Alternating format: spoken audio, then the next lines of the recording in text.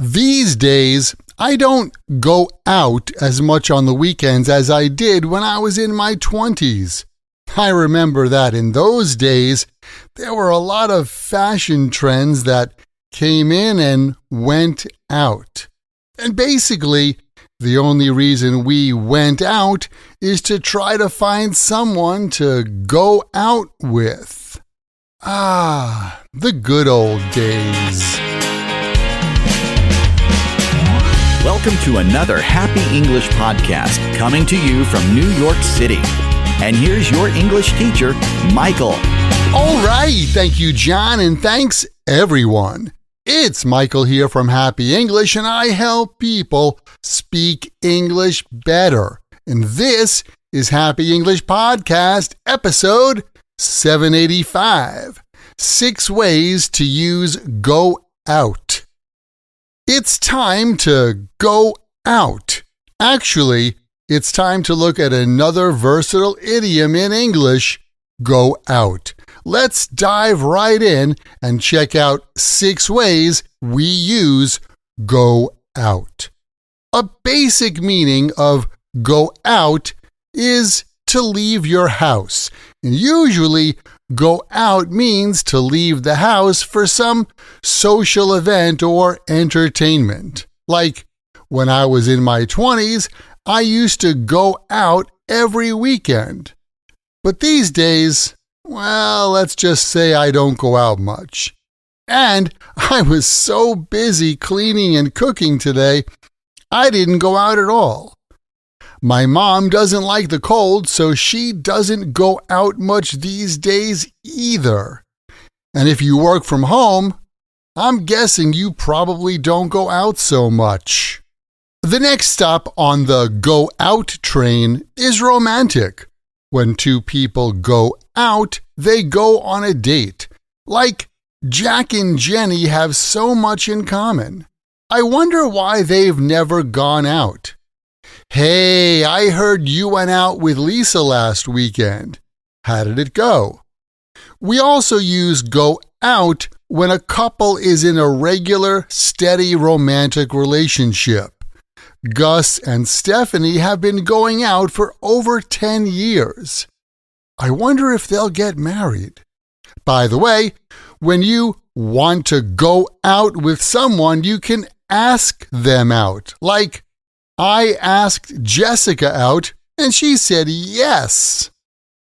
Next, when a service like electric power or the internet or even the water supply stops working, you can say that it goes out. Like, the power goes out sometimes during a storm. That stinks.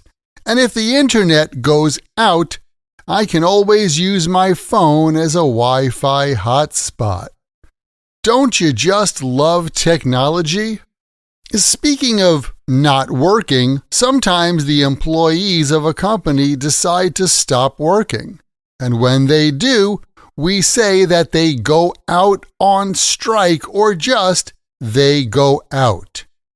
My friend Steve's works for one of the big phone companies here in the States. And about 5 years ago, all of the technicians went out for several weeks. And did you know that we have a law in New York State that says that people who work in public service, like bus drivers or train operators, can't go out? Are you a slave to fashion? Do you like to wear the latest looks or trendy colors? If so, you must do a lot of shopping.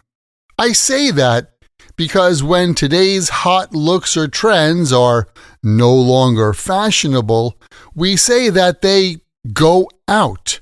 Like when I was a college student, we were so happy that disco music went out. And do you remember those wide shoulder pads and big hairspray hairstyles in the 80s? I even had a mullet for a while in those days. Boy, am I glad that fashion style went out. And next, we use go out when we talk about something being distributed to the public or a particular group of people. Like, a friend of mine is getting married next spring, but the wedding invitations haven't gone out yet. And the town I live in usually sends an updated schedule for garbage and recycling pickup for the new year.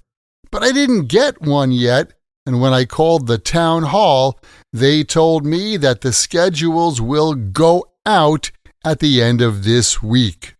Keep in mind, the best way to remember vocabulary like this, and any other word or phrase in English, is to take that word or phrase, write it in a sentence that's true for you or true in your world, and then memorize your sentences. Hey, did you know you can get more practice using your English when you join my Podcast Learners Study Group? There, you can make new friends. Join us for live group lessons every week where we practice these podcast lessons together. Plus, you get access to the PDF transcript and audio download for every Happy English podcast in the past and in the future. And on top of that, each episode has exercises where you can practice this English point with speaking and writing checked by me. To learn more, just visit myhappyenglish.com and choose podcast lesson 785. Remember, learning another language is not easy, but it's not impossible. And I'm here to help you on your journey. This podcast was brought to you by Happy English. Please visit myhappyenglish.com. Show your support for Happy English by leaving us a review. Get English, get happy, Happy English.